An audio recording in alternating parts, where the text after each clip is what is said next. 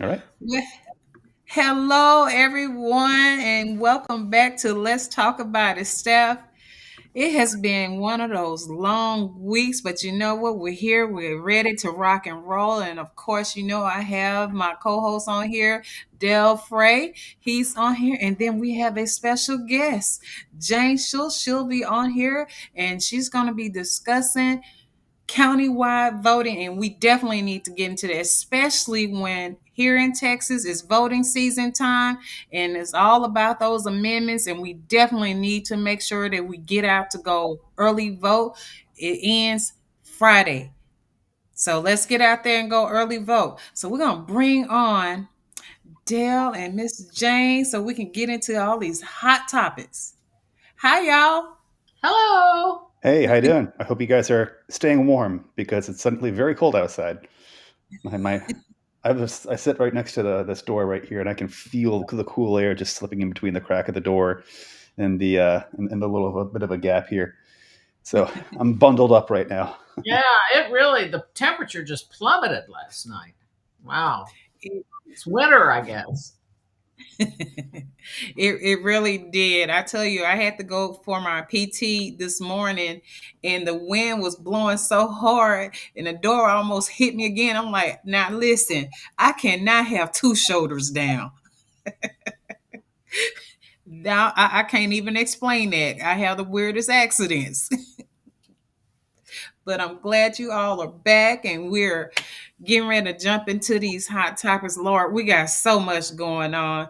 Y'all heard about somebody said, I'm not going to tear down the East Wing. And guess what they did? Tore down the East Wing. Right. Yeah. So, how do y'all feel about this historical moment that has been basically torn down and nobody cared? How do y'all feel about that?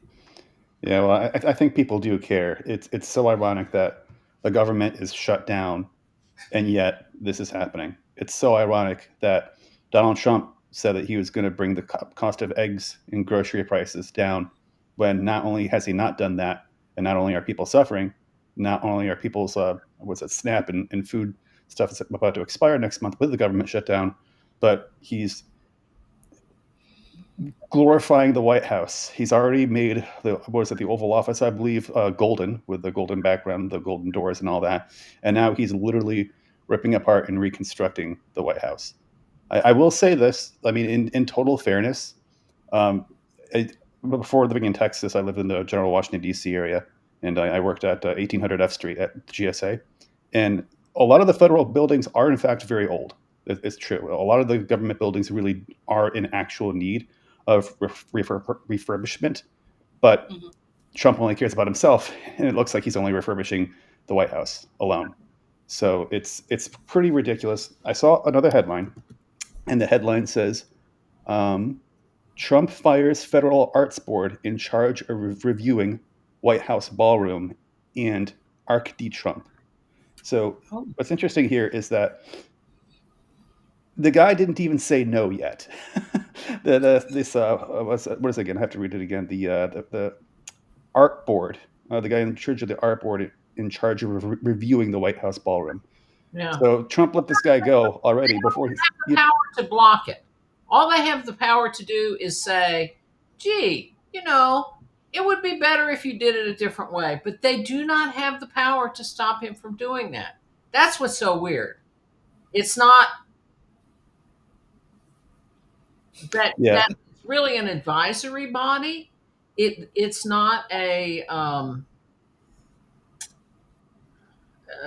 they they don't have have no. the power to stop it, I guess is the Yeah, they have no authority, and I think that was also mentioned in the subreddit as well.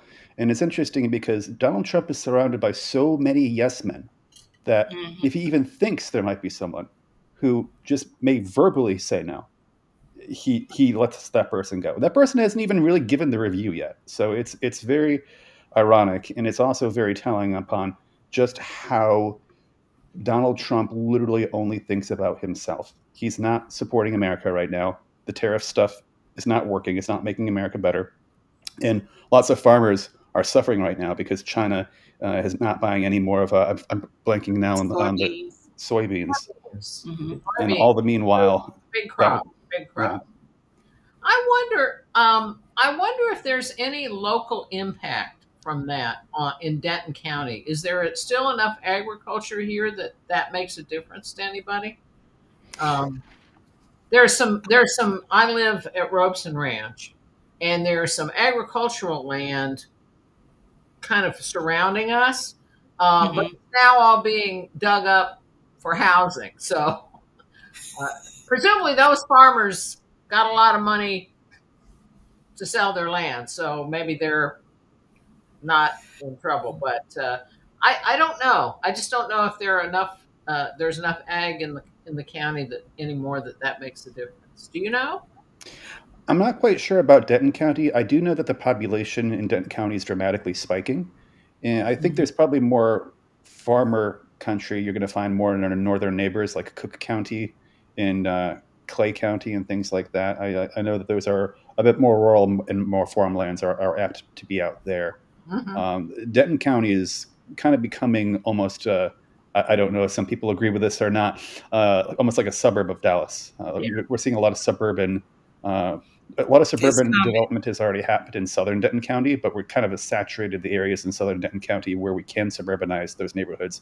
And so now, all along Highway 380, for example, in northern Denton County, we're seeing lots of construction and lots of things like that. So, I from what I gather, and I could be making this up, but this is the feeling that I generally get.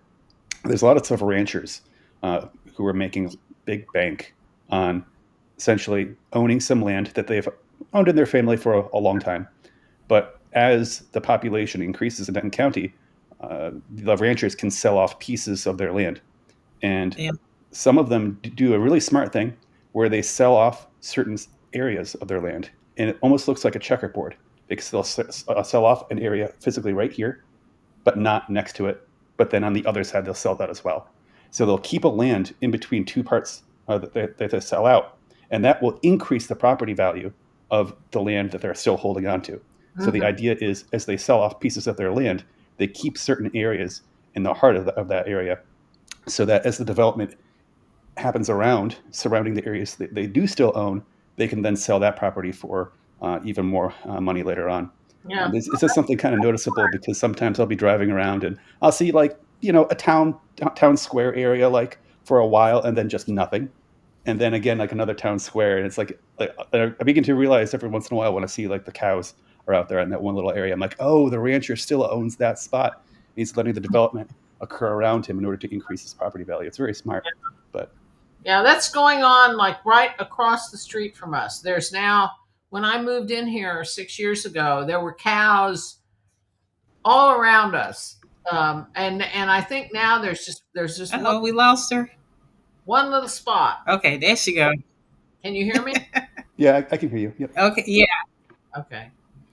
Just one little spot now where there's still cows. So how long that's going to be there, I don't know. But I know the feeling over on this side of town. I'm in the North Lake side, and I tell you, every time I get a chance to see those cows out there, I'm like, okay, we still got a little bit of country left before it all turns over into the suburban, you know, era. It was already crazy. Now look, we got a McDonald's out here and a Taco Bell, so we're moving up the food chain now. yeah, you're in the big city with Taco Bell. I'm not gonna comment, but I do have something to say about you. Sometimes we need a little Taco Bell in our life. That's true. That's true. That's Yes. Well, I love talking about that issue, because I believe in our farmers and they are struggling. A lot of them are really struggling because they're not getting their beef. Of course, he spent, what was it, $20 billion to send to Argentina, and they're going to try to sell their beef here. And I'm like, Texas beef, have you seen the cows out here? We got great beef stock out here. Why are you going over there? Yeah, yeah. Well, I Hmm. think a lot of people Interesting. are asking that. But one of the issues, I'm going to bring this around to countywide election day voting. Okay. was the growth in the county. I started thinking about this a couple of months ago. And the problem with not having countywide election day voting in Denton County now is bad enough with 10 to 15% of the voters on election day showing up at the wrong place. But Right. what's going to happen as those agricultural areas to the north and to the west um, become urbanized? It's going to be, they're going to have more and more people who are living farther from where they work or where they go to school. And Mm-hmm. that, from all the anecdotes that I've heard in the 18 months that I've been talking to people about this, the issue is people are used to voting where they work, where they go to school, where they pick their kids up from daycare, all of that stuff. And it's one thing if that's like a mile or 2 miles from your home, which is your home precinct on election day. But it's Mm-hmm. another thing if it's 15 or 20 miles. And as that development spreads out, you're going to have more and more people who are driving farther within the county to do all those daily tasks. So I think it's going to increase um, at least the numbers of people who get turned away on election day, if not the percentages as well. So there's a lot of issues that have to do with growth, but I Mm-hmm. think this is one of them. And the thing that's so sad about it is this would be so easy to fix, and the county commissioners could fix it now before we have another 100,000 or 200,000 people in the county. And Right, because it's coming. It's coming. that's what's been so frustrating to me about that whole issue. Because a lot of things, growth brings a lot of problems um, and Mm-hmm. challenges that are hard to deal with. But this one is not hard to deal with. Um, you know, Almost 100 other counties in Texas, and certainly all the big growth counties, have solved it. But we are still sitting here on election day voting, like we did back in, I don't know, the 1930s, the 1940s. It's crazy. Yeah, how many of our neighbors have the countywide voting on election day? I know Collin County does, and I believe Dallas does as well. All It's four of the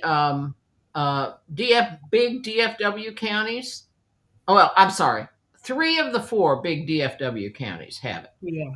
And statewide, 9 of the 10 largest counties in the state have countywide election day voting. And the last time I looked, it was 38 of the 40 largest counties have countywide election day voting. So the one that doesn't out of those 10 largest counties is Denton County. All the other big counties have it for all the reasons that we've been talking about here. The distance that you have to travel and the inconvenience of not being able to vote where you shop or where you work, where you go to school. I think I've also heard some college kids will basically say, "Oh man, I get redirected. I guess I can't vote because I need to make it to class," and things like that. But Right. yeah, it's certainly frustrating. It's also interesting too on how I knew that this has been an issue for a while, but as I've been looking into the history, it is interesting to see just how long of a struggle this has been. So I guess Delia Parker Mims actually ran for county commissioner back in the day, and so did Sandy Swan, apparently. And I believe that was an issue that they brought up as well. So this Mhm, has certainly been an issue for a long time, and mhm, it's quite frustrating because I've been looking at the public speaking the county commissioners videos. I pulled up the videos just to review them to go and see what people have said in the past. And it's interesting to see how a woman named Melinda Preston, she was a Republican community activist, and she stands against countywide voting on election day. And it's kind of crazy to see that back in the day and now realize that she's actually the chair of the Denton County Republican Party. And Melinda Preston is pressing for all sorts of things that I strongly disagree with. Her argument against countywide voting on election day is she comes from a place where she believes that she doesn't trust the electronic voting machines, and she, for some reason, through ways she does not really justify very clearly. She is under the impression that somehow making voting more easier makes the elections more. If you make the election more convenient in her mind, it makes the election less secure, which I think is nonsensical. And she doesn't seem to really state why she believes that. That Well, sounds like somebody who has never worked in an election at all. I've worked as a election clerk, as a alternate judge, and I also worked as a judge. And Denton County is very secure when it comes to our voting machines. They check it. They ask us questions if anything is wrong with it. We have numbers, so what she's saying is untrue. If you want to know exactly how the election works and how those machine works, go down there to your Denton County voting center and go volunteer. Go volunteer for an election, and then you'll have the facts. It's so secure. They don't play that. I feel like when we getting ready to, how they give the president the little black box, that's exactly how the judges are. When we get ready to shut it down and go take everything there, it's very secure, and we have to literally have another person with us to go make sure that we go take it to the proper place where we're supposed to do drop out. So it's secure. What it is that this is their way of trying to suppress people from voting and move in their favor, because Denton County is basically red, and it's a hard area, but this area is growing so rapidly that you got a little bit of everything coming here. And I really believe within the next few years that it's not going to be as red, it's going to be turning purple. So I really think that we need to stay focused on making sure, like Jane was saying, we need those places everywhere, because I can't tell you how many times that I had to turn people away because they was at the wrong precinct on election day. And I'm like, well, why can't we do it like on early voting? I'm like, you got to go talk to your county commissioners. They're the ones that are responsible for where those locations are at. So in order for you to have it all over the place, early voting everywhere, you got to go vote these people out. mm-hmm.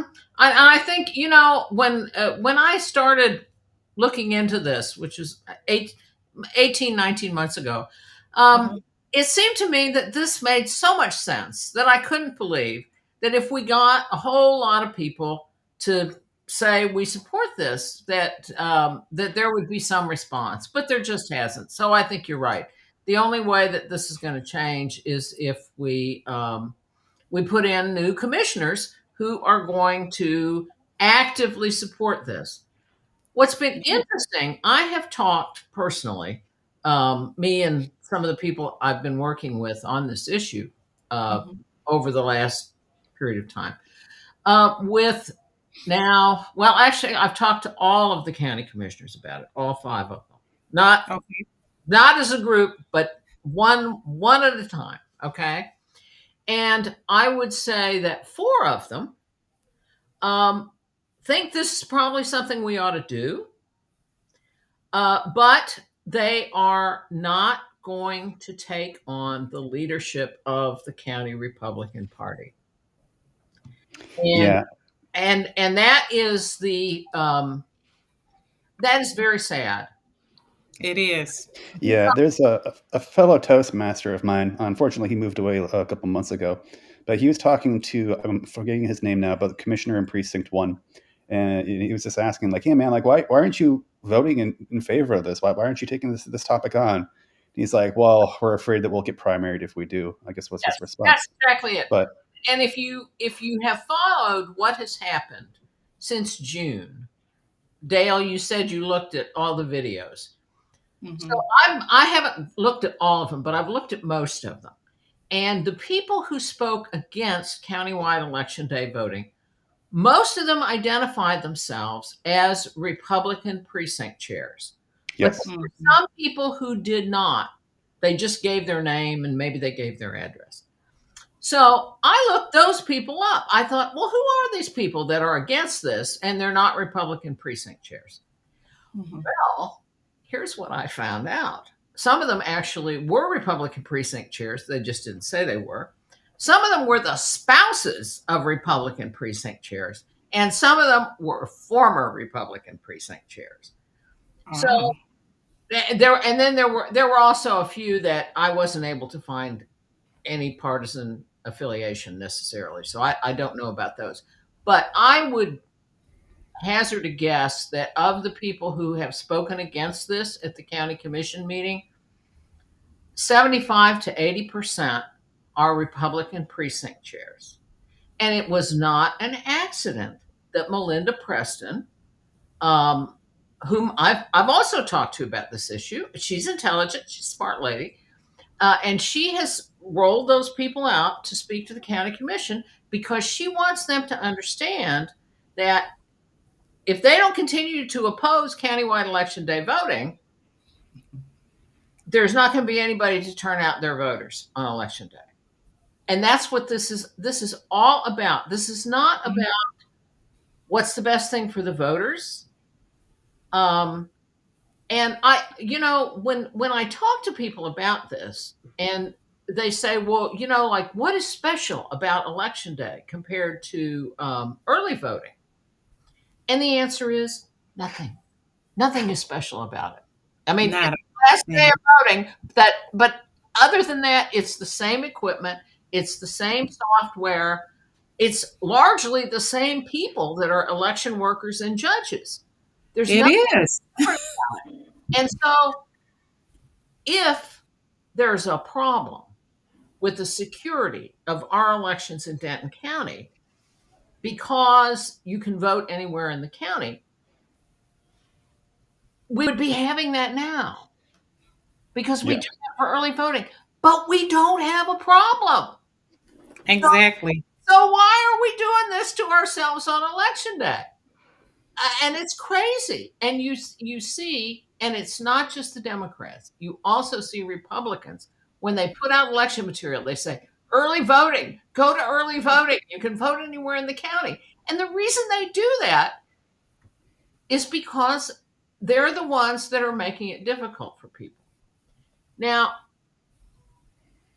some people have said, and who knows, this may be true, that the reason that somehow or other having precinct-based voting on election day is a bigger problem for Democrats than it is for Republicans.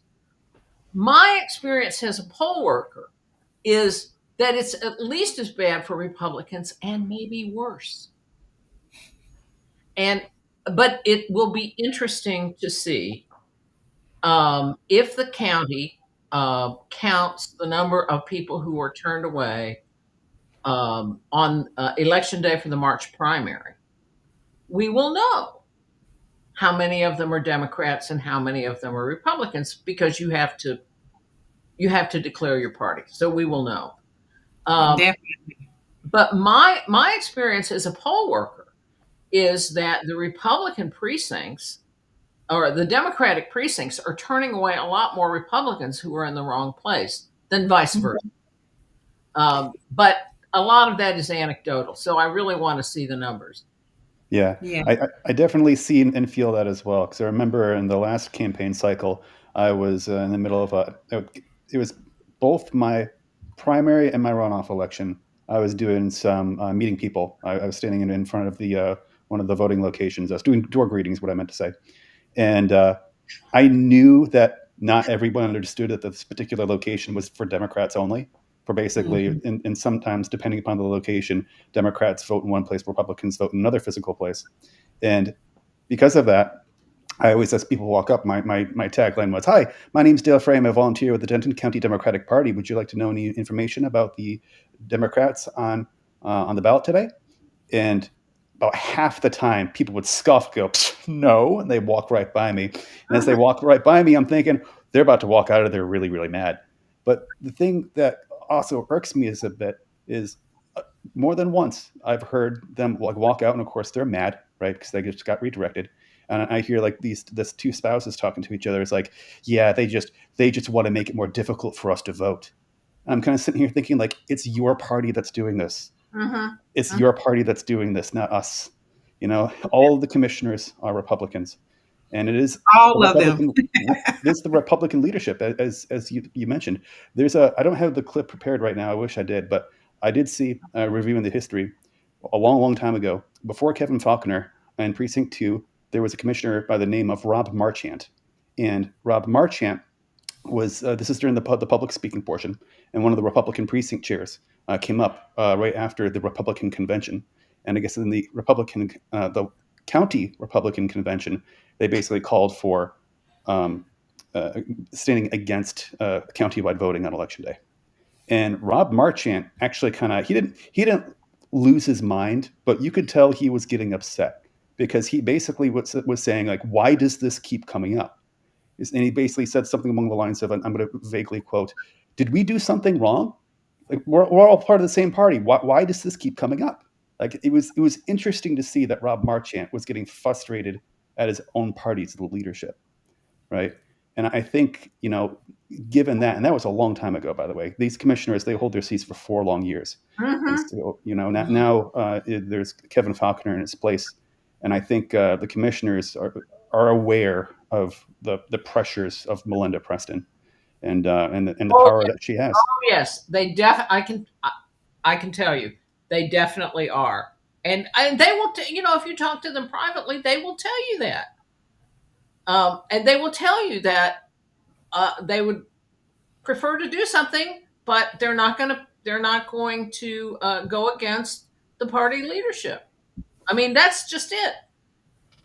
Yeah, it's You it's know, a that's shame. really sad that they don't want to stand up for what's right for the people, because at the end of the day, their people are getting affected by their decision not to have this. That's less votes, because you're absolutely right.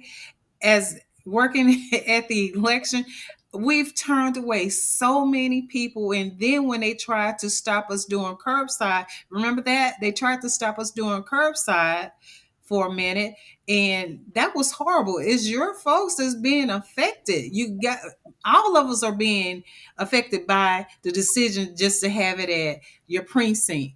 Open it up, let everybody vote, because guess what? We have to show our driver's license. Once we put that in, it tells you exactly where your address is, what's your precinct is. It already has all that information in there. Stop making things so hard, and let's just go ahead and get on the program, because this county is growing. You're not going to be able to stop it. And what's going to wind up happening is they're going to fool around, and that whole county commissioner is going to be wiped out, and you're going to see something different. And that's what needs to happen in order for us to make change. I think one of the things about this issue is that, and I spent um, a year of the year and a half that I worked on this, just going all over the county and talking to groups about this, Mhm. civic groups, church groups, women's clubs, all kinds of things. And I would explain what the problem is and why it exists and how it can be fixed.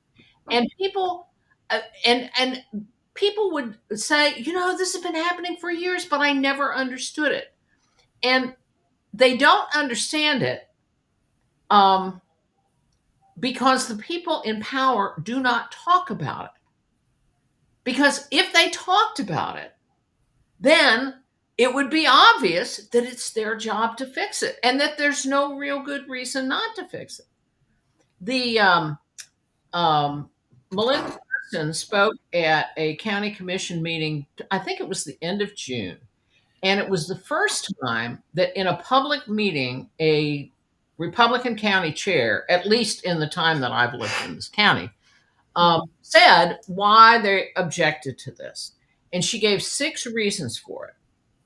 So on the website, votingcentersnow.org, we go through all 6 of them. And I'm not going to try to eliminate all of them. But the one of them, and I almost burst out laughing when I heard her say this, and I couldn't believe that she said it, but she did, is that if we had countywide voting on election day, the people would lose the enjoyment of going to their home precinct to vote where they could see their friends. Well, when I tell people that the Republican Party chair actually stood up and gave this as one reason to force people to vote on their home precinct on election day. They laugh, or sometimes they swear, because I do not know anybody, and maybe you two do. Do you know anybody that goes to vote to socialize? No, No, but I mean you go in to do your civic duty, and then you go on about your business. But the that's most the most excitement that I've seen when we had a brand new voter come in there and we wanted to cheer for them. Hey, yeah, congratulations, first time coming in here to vote. uh, But other than that, but you didn't have nobody's you didn't throw a socializing. party. You didn't throw a party for them. You didn't all No, dance we or sing didn't. or anything. No, no, it's not a social. I mean, it's a civic occasion, but it's not a social occasion. Anyway, there. It's just. I think what I have come to believe about this is that the Denton County Republican Party needs to have some kind of Trump um, slogan, and this is the closest thing they can come up with. The whole "stop the steal" thing, Uh-huh. and the voting system that we have now was purchased and designed by Republican county commissioners. So they can't blame it on anybody else because they did it. Okay? It's theirs. They bought it, they own it, right? Right? Right. So this little thing is the only thing that they can go, "Oh, election fraud, election fraud." Um and it's so and that's, I guess that's how they prove that they are really that they are real Republicans and not rhinos. And I think that's why it is. It's proving how strong they are. And I mean, I guess if you need to do that, that's fine.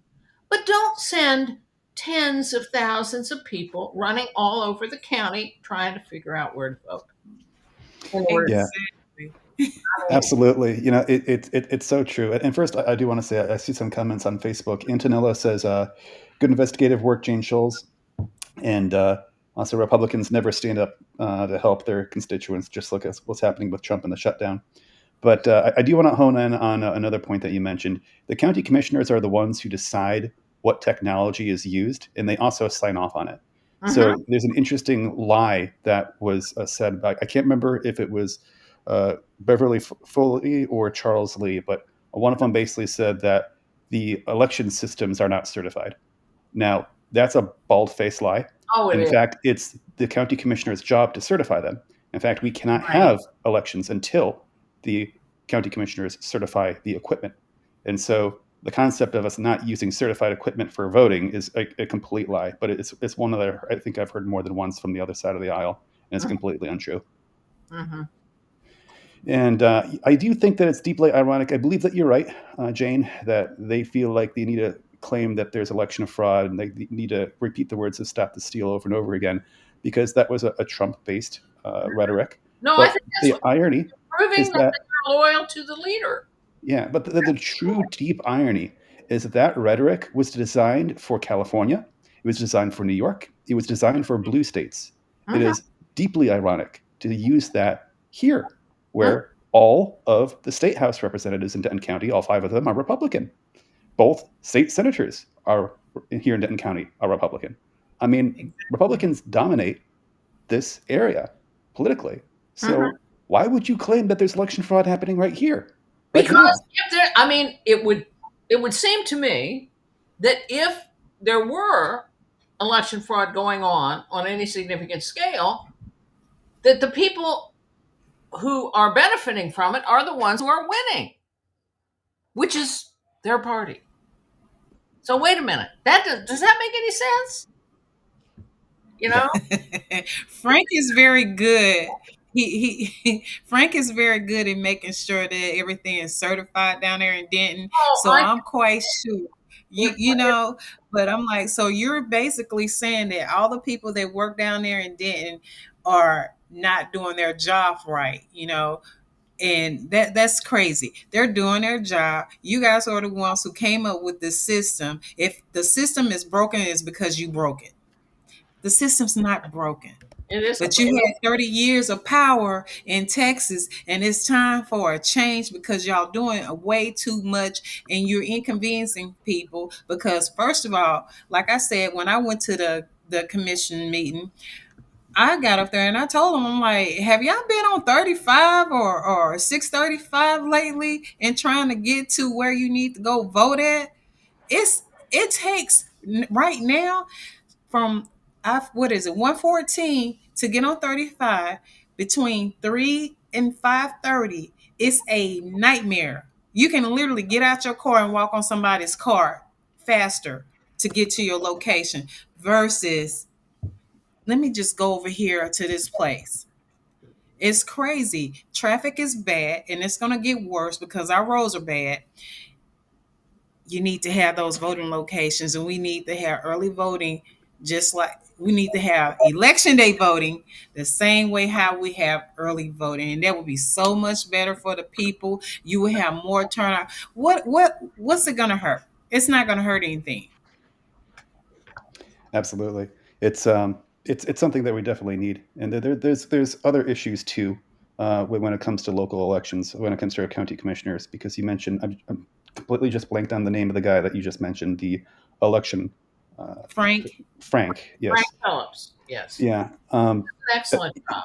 He has been pretty burdened recently, or at least in the last election. Whoops. Hold on. I did not mean it. There we go. I'm going to show you a quick video real quick where he is actually on the news. And it's pretty problematic. There was an attempt to purge our voting rolls, and it made it onto WFAA. And if I can make it play. With thousands of challenges to voters' registration. And as Cole Sullivan discovered, they're all coming from a handful of people. So this is typically how I receive these challenges. These days, when Frank Phillips checks his email, he knows what to expect. There's about 430 on this one challenge. Another message, the Denton County Elections Administrator, with hundreds of people someone thinks have improper voter registrations. At first, when it was 100 or 200 a day, it wasn't that big a deal. Then he got as many as 2,000 in just one day this summer, compared to none at all 4 years ago. It was a little crazy. Phillips says, as far as he can tell, they're all coming from one group. You have arrived in the nick of time. We need your help. Texas-based True the Vote has challenged election results in court before, but has not been able to provide judges with evidence. This is a project that you can take 5 minutes, you can take 5 hours. True the Vote trains people to challenge registrations of people who may have moved or died, or who the group otherwise believes may not be eligible to vote. The organization didn't respond to our interview request. It seems like there's just a lot of stuff that is geared towards making it harder for folks to vote, even if they have a completely legitimate right to vote. Christine Bray registers people to vote and worries efforts like this will remove legitimate voters from the rolls. But if you don't know to check, you might not even notice that you got removed. We're not just canceling voters. Phillips says the vast majority of names challenged are not actually issues.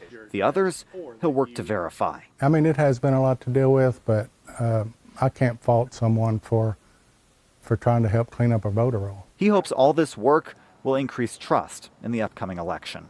In Denton, I'm Cole Sullivan.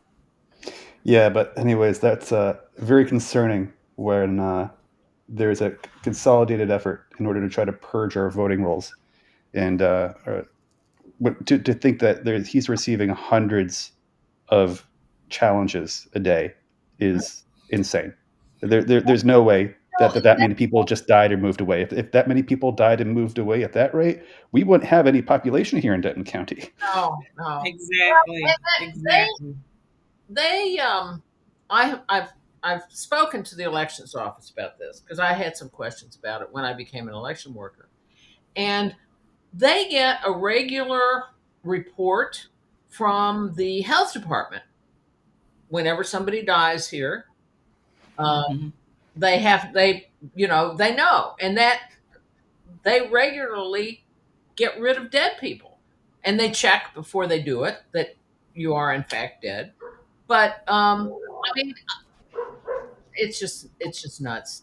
and even if that weren't a problem, there's no way that having you vote in one specific place on election day solves it. Because most of the people, at least the precincts that I have worked on election day, most of the election workers don't live in that precinct. Exactly. And even if they did, the minimum number of voters per precinct, I think, is 5,000 people. I think that's right. I think that's the right number. And so you can't know all 5,000 of those people. You just can't. And so thinking that the fact that the election workers are going to know who these people are personally on election day it's also crazy. I mean, back in 1930, when there were maybe 100 or 200 people in a precinct, yeah, you could do it, but not today. And that's why we have voting machines, and that's why we have the whole electronic registration process, because we have large numbers of people. It's just, Jane, you remember when we had the book? You remember that big old book that you had to go in there and find people? by the time I got to Texas, they weren't using the books anymore. But when the place I lived before I lived here, they were still using the book. So I remember them sitting there with the book. Yeah. And that was in Washington, D.C., which is a denser place. And so actually one could argue that in a place like Washington, where a lot of people walk and you're interacting with people on the street all the time in your neighborhood, because it's a dense urban area, that you might not know these people, but oh, I see this person all the time. Yeah, they live in this neighborhood. Yeah. But here, we're all in our cars. You can't know that. Who's driving down the street? You have no idea. It's crazy. Unless you nosy like my husband. Hey, out of curiosity, where did you? Everybody. Out of curiosity, where did you live in Washington, D.C.? I lived in I lived there for 25 years. So I lived in DuPont Circle, and then I lived in Woodley Park, which is the next neighborhood north. It's near the National Zoo. And then the last place I lived was in Foggy Bottom, near the Watergate. Okay. All right. Oh, so you were like right in the heart of D.C. Okay. Nice. Yeah. No, I lived in the city the whole time. Yeah. Yeah. I before moving to Texas, I lived in Fairfax, Virginia. So just at the end of the orange line. The orange line. Yay. Yeah. No, I rode the Metro for 25 years. Yeah.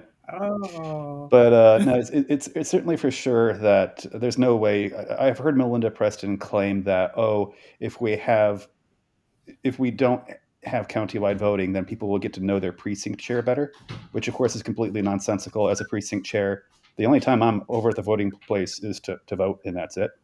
And also, not every precinct has a precinct chair. And sometimes I wonder if that's why the Republican Party is pushing in this direction, because they know that to be fair, they do have far more precinct chairs on the Republican Party in Denton than we do in the Democratic Party in Denton.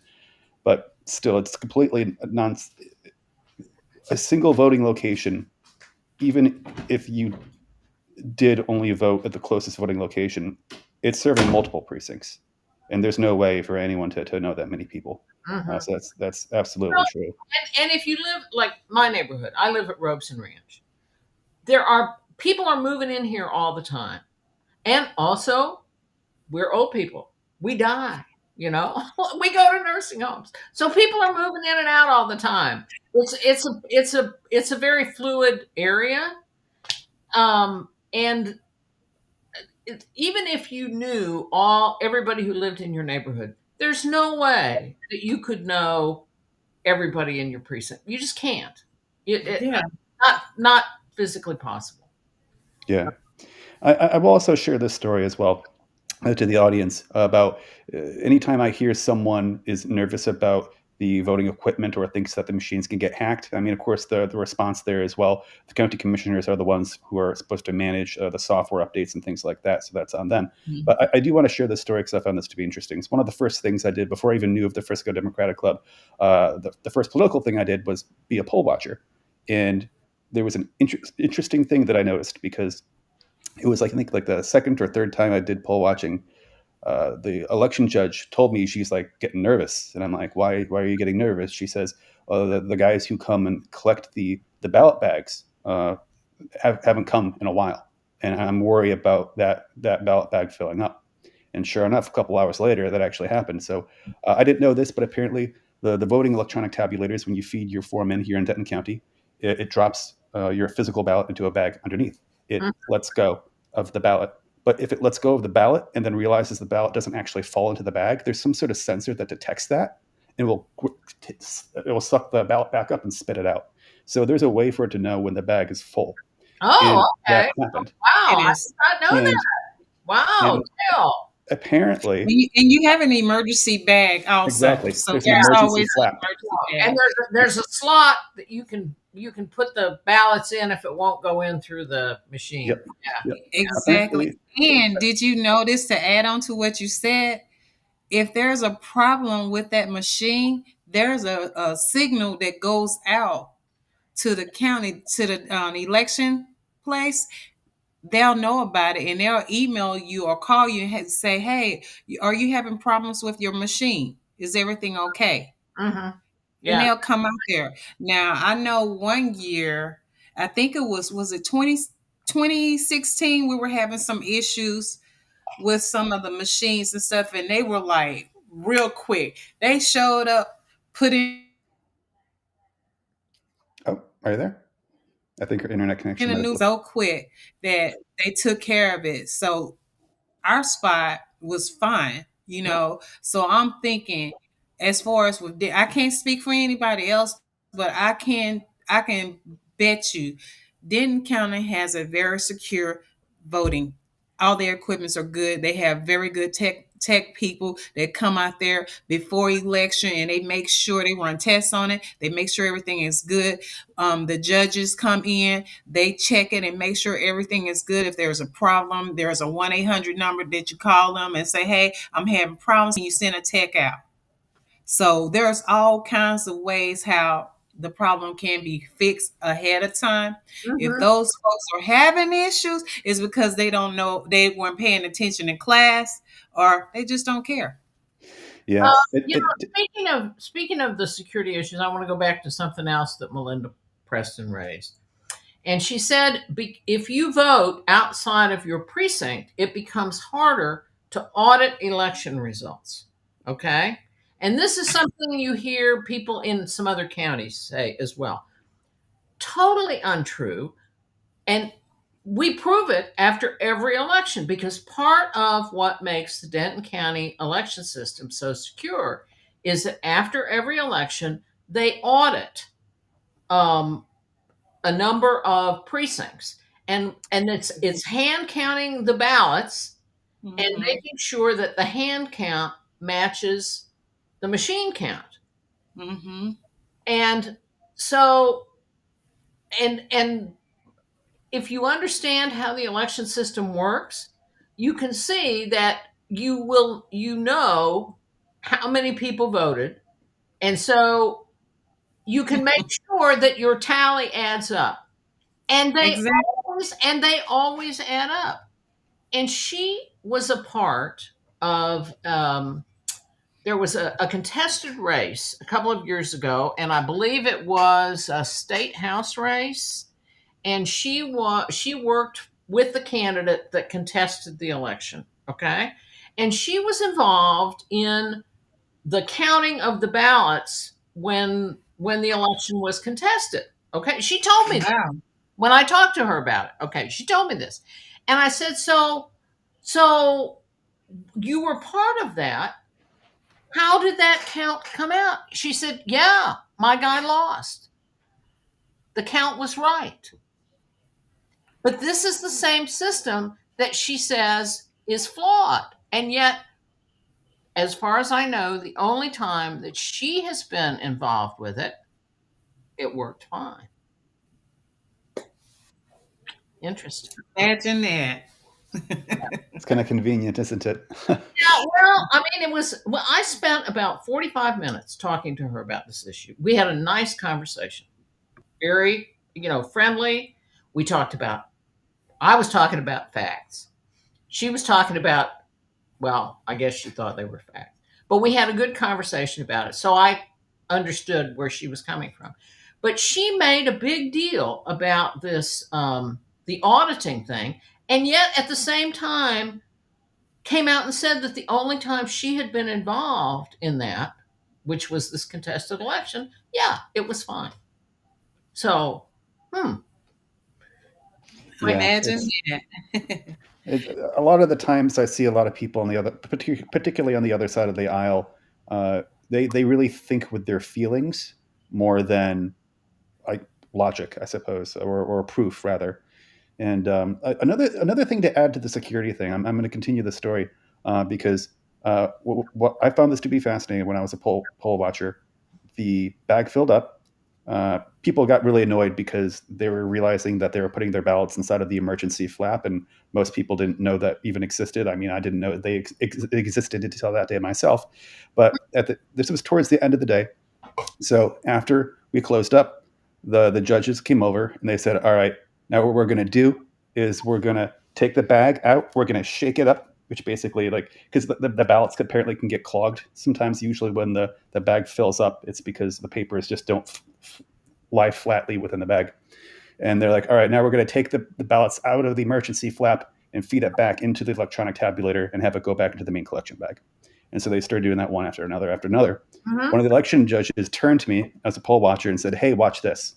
I just put this ballot through the electronic voting tabulator and it just went into the main collection bag. I'm going to take that ballot back out. And then she shows me, I'm going to feed this ballot in a second time. This will be the second time this ballot goes through the electronic voting tabulator. Double count. And when it did that, it rejected it. And she showed me, it's like there's a barcode on the side of every ballot. They're all has a unique ID. And so the electronic voting tabulator knows if you try to scan a ballot a second time and it will reject it. Uh-huh. So I found that to be an interesting security feature. Because I sometimes hear that too, like some people on the other side of the aisle claim that some ballots are counted more than once, but that's not possible with the electronic voting tabulator. No, because there's a barcode on the side of it. Yeah. Well, and the other thing, on when you come in and you present your driver's license or whatever your ID is, I was so impressed. Before I retired, I ran an international news service, so we moved data all over the world. Okay. And I'm not an IT person, but I had to manage the system. So I learned a lot about it. And I learned a lot about making it secure. Okay. Now it's a different level from voting, but I have some understanding of how that works. And so what I was really impressed with was what they call poll pads, the iPad that the election worker is checking your ID against. Mm-hmm. That is connected to the county central recording place for all the voters. And so every time somebody shows up, it says to that central office, okay, this person showed up. And then that central office every 4 minutes sends out a signal to all the poll pads all over the county saying, okay, this person voted. So if you try to go from one place to another on election day during early voting and vote many times, it won't let you do it because that part is actually talking to the central office, and the central office is sending out the updates. But what is so ingenious about it is then the part of the system where the ballots are issued is not connected to the internet. So it's set up in a way to allow for connectivity to make sure that nobody can vote more than once, but it's also secure from the standpoint of keeping track of the number of ballots that have been printed for each voting area. It's very ingenious the way it's put together, and I was just when I came to understand it, I was just really impressed. And on top of that, you have a paper ballot for every voter, so you have the ultimate check on those machines. It's a really good system. And, it would seem to me that the Republican Party should be proud of the fact that they put this system in place. But no. Oh, it's very frustrating. Anyway, I think the only solution to this now is really to elect some county commissioners who will actually do the right thing for the voters. 85% of the voters in Texas can vote anywhere in their county on election day. Did you know that? 85% of the voters in Texas can vote anywhere in the county on election day. And we're part of that 15% that can't. And most of those, the 15% who can't, are in these tiny little rural counties, not in big urban counties like this. Yeah, it's kind of ridiculous. I believe, you can correct me if I'm wrong, I think Denton County is the 7th most populated county in the state. And yet we are not the pioneer here. We are the outlier when it comes to countywide voting on election day, for sure. And it's unfortunate that it has to come down to elections.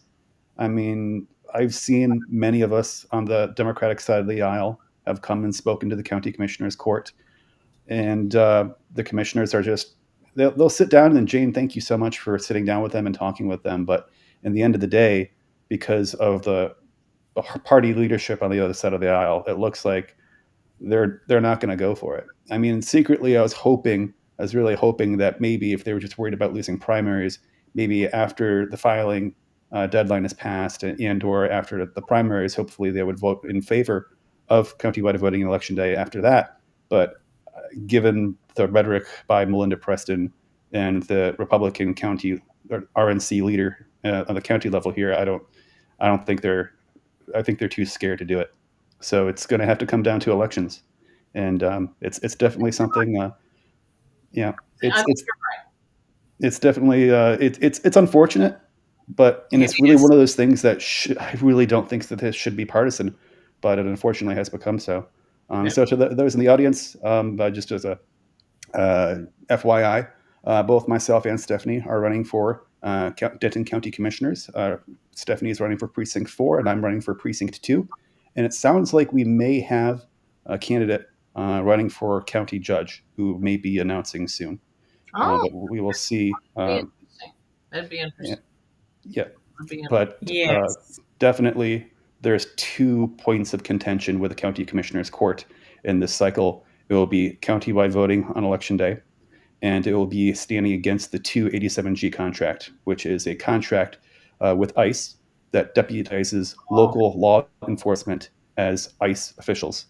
I just want to briefly bring that up too, because our county is already being sued right now as it is for a wrongful death. There was a 27-year-old boy by the name of Keith Aaron Vanderventer. 27 years old, he was found dead in the Denton County prison, and the cause of death was officially turned out to be dehydration. And so our county is being sued. And I've already seen Sheriff Tracy Murphy. I think the last county commissioners one I saw, Sheriff Tracy Murphy was talking to the commissioner's court about how the prison is filling up. If I had my notes out, I would say the messaging that he said was that summer typically is the time that jails fill up. They average about 1,200 inmates through the summer, but it's closer on average, but it's closer to 1,400 right now. The jail usage, he says, is usually 88%, but right now it's up to 94%. I can believe it. I can believe it because Denton. We lost Dale. Nope, I'm here. Okay. I can believe that. So in a minute, they're going to wind up having to invest, which they already have, in getting more private prisons built. So Yeah. Well, I guess my main point of concern is that, you know, bringing in 287G just adds more work to a system that mhm. seems to be already overburdened. Case in point, a 27-year-old died of dehydration, guys. Died of dehydration. That doesn't happen overnight, And it right? doesn't So that happen. shows. I mean, for it to happen, it's one thing if it happens to somebody who's 77 years old, but that is, wow, wow. Yeah. Yeah, you know why? Because they're understaffed. Our emergency people, the sheriff department, they're very understaffed. They don't have the budget to even really hire anybody. You would think that we do, but they don't. They're very understaffed. Hmm. Yeah, but it's one of those things I grow concerned with 287G because if ICE were to come here and didn't do what they are doing currently in other cities here in Denton County, we're going to be in a lot of trouble. And we're going to be in a lot of Yeah, trouble because Trump's already talked about sending ICE to go after the so-called woke areas. I mean, what's next? Are they going to send some ICE agents to UNT, which is here within Denton County? You know those kids are going to protest, and you yeah, know they are. we've seen if you just barely use your freedom of speech, they'll grab you. But with the 287G contract, this is what keeps me up at night. They're going to anyone they grab, they're going to send into our jail. In Denton County, we have zero, none. We got no federal prisons. In Denton County, we have zero, none. We have no state prisons. We only have one county prison. And for every person thrown into there, Hmm. that if a mishap were to happen, such as this kid, there was another woman who's also suing because they forced her to not be able to wear her hijab, and she's suing the county. But all of these lawsuits hit us because our property taxes pay for that. When they Exactly. sue Sheriff Tracy Murphy, they're not suing the sheriff. The sheriff is an official representative of the county. They sue the county, and that means our property taxes go up. Hmm. So why should my property taxes go up after Donald Trump has already passed the so-called One Big Beautiful Bill that dramatically overfunds ICE? Hmm. This administration has cut money to health, into education, and they're pouring it all into ICE. So why should my property taxes have to go up anymore for local ICE operations? Hmm. This is something that really bothers me. A couple other notes I Everything's took from. about control. You know everything, and I told that to someone last week. When it boils down to it, it's all about control. Everything that Donald Trump is doing is about control. He's like this little man in this big body that thinks that he can control everything that everyone does. It's control. He wants to control everything that we do in our lives, and this is why it's so important that we go out to, first of all, we got to take care of voting for these amendments because it's very important, because some of the amendments will fund our schools and some of will not. So we got to pay attention to those amendments and get out there to go vote, because the voting turnout right now is very low, and that concerns me, because if the voting is low, what does that mean for primary? It's going to be a low turnout. Are people tired and they're like saying that, hey, I don't want to go vote? We want you to go out and go vote. This is when everybody's over 7 million people went out to go protest last, what was the weekend before last, right?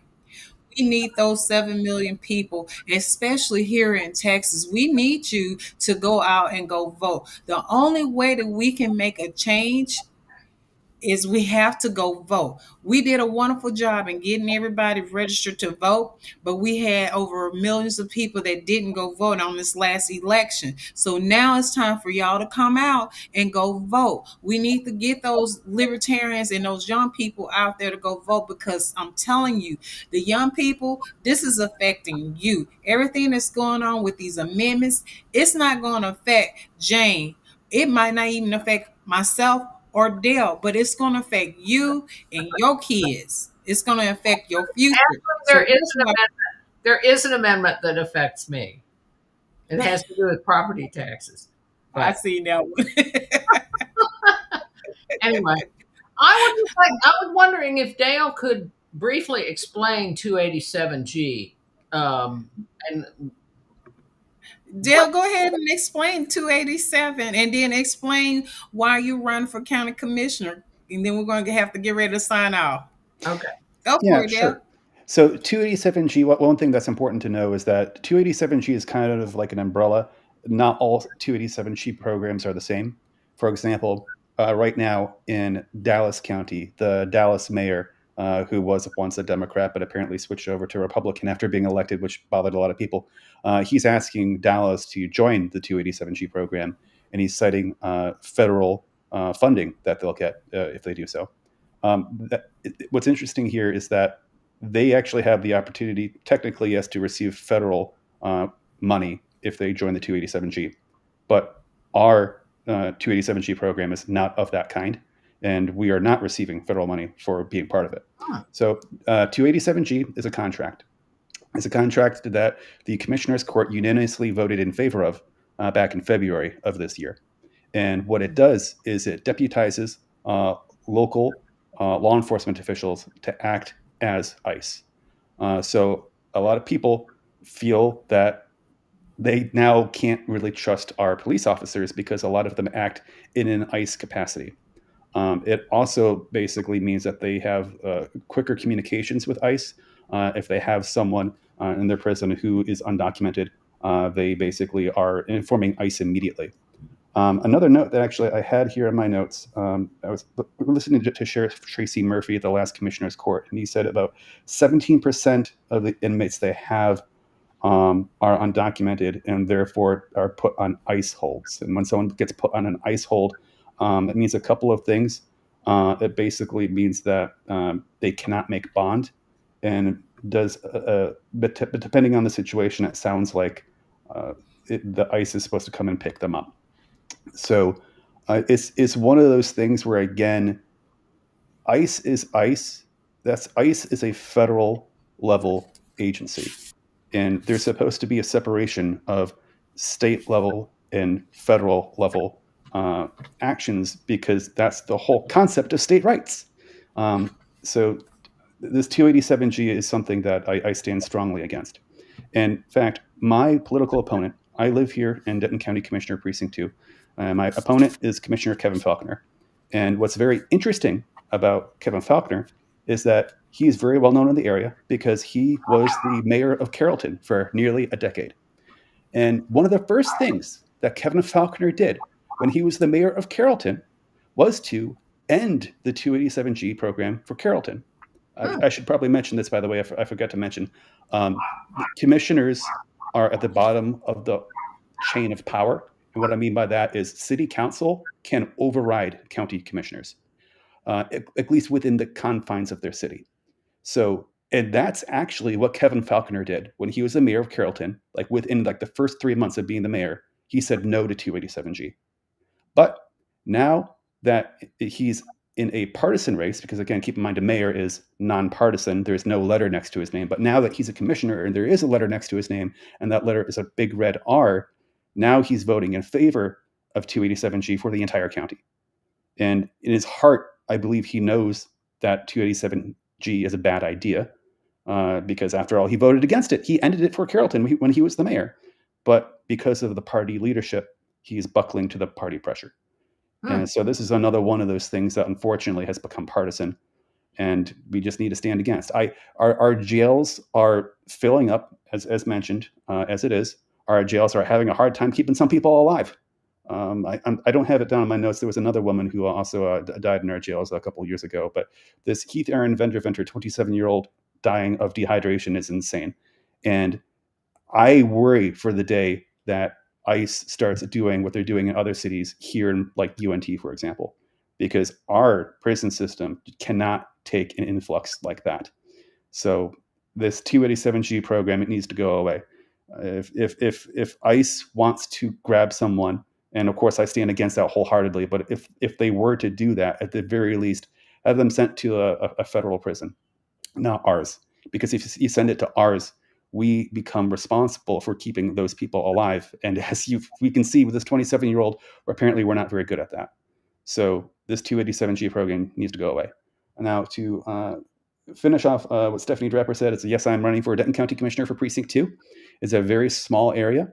is locked down, confined to Carrollton, the colony where I live, and it reaches over the water of Louisville Lake and grabs Corinth. So it's a very small area, and it's going to be a very difficult race.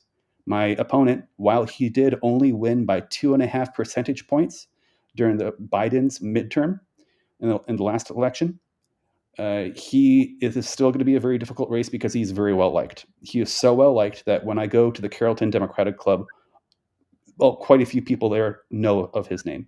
I mean, on the campaign trail so far at the last fundraiser, there was a guy who came up. I started talking to him about my opponent. He's like, "Oh yeah, I know Kevin. My kids play soccer with his kids. This guy, he's been the mayor for Carrollton for a very long time."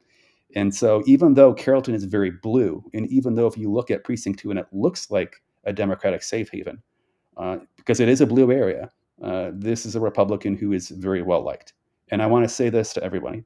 I respect Kevin, and I'll be honest with you, I like Kevin too. But as much as I like Kevin, I would like countywide voting on election day even more. As much as I like Kevin, I would like us to end the 287G program. And unfortunately, as we have seen, Kevin is unfortunately buckling to the party leadership, which is making him vote in ways that he honestly doesn't really want to vote. Case in point again, he voted against 287G when he's the mayor. But now that there's an R next to his name, he's voting in favor of it, of the entire county. This is why I'm running for Denton County Commissioner for Precinct 2. I will be on the ballot in the 2026 midterm election, and so will Stephanie. So Stephanie, do you want to talk about your campaign a little bit? And I think you might be on mute. Oh.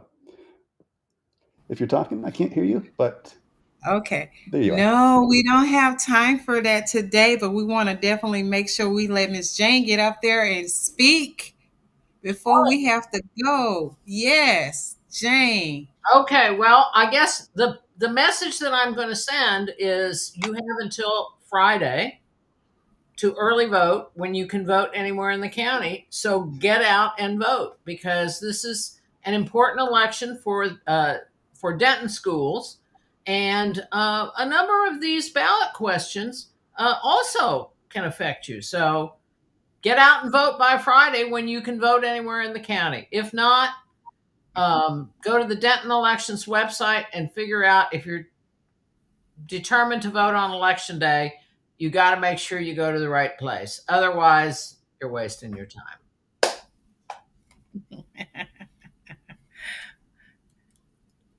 Well, thank you, Jane, for coming on here and enlighten us more about the countywide voting and why it's so important, and also telling people about the early voting. It is so very important for us to get out there to go vote. If you already registered to vote, go vote. It only takes about 5 minutes. Today, before I got on air, somebody was calling me, asked me, "Hey, where are we supposed to vote at?" Because they changed over here in Northwest ISD area. They've made the high schools and everything over here kind of looks like a college university area. Is huge. So they moved where we were voting at from a temporary building to an athletic auxiliary area is where they have to go out to go vote. So you got to pay attention, especially on election day. Please make sure, like Jane said, find out where exactly you're supposed to go vote at, because they are changing. And I know Tarrant County was having a huge problem with that, because we had people that were coming over that were used to, and this is just for amendments. They were used to voting at this area, and they were told, because of what happened over in Tarrant County with them reducing the locations, they didn't know where they're supposed to go vote at. So it's not only happening in Denton County, folks, it's happening everywhere. If you're in Texas, please do your homework. Go find out if you are going to go vote on election day, go find out exactly where you're supposed to go vote at and go vote. Your vote matters. I'm telling you, this is why we're going through what we're going through, because people didn't believe their votes matter. Your votes matter. We need you to go vote. So, with that being said, we're going to wrap this bad boy up. And of course, eventually I'll talk about my race. But right now, I want to focus on the people that are running in these bigger races that's going to be really affected. I know precinct 4 is going to be a tough area to get people to get out to go vote, but I am all in and I'm ready for people to get out to go and vote and just donate to Dale, donate to me, donate, go get involved, go vote, get involved, volunteer to go help register people to go vote. And we got to make sure that we pay attention to our young people.